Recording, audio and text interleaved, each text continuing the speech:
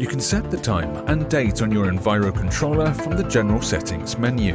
The controller has a built-in battery that will store the time if it is disconnected from a power supply.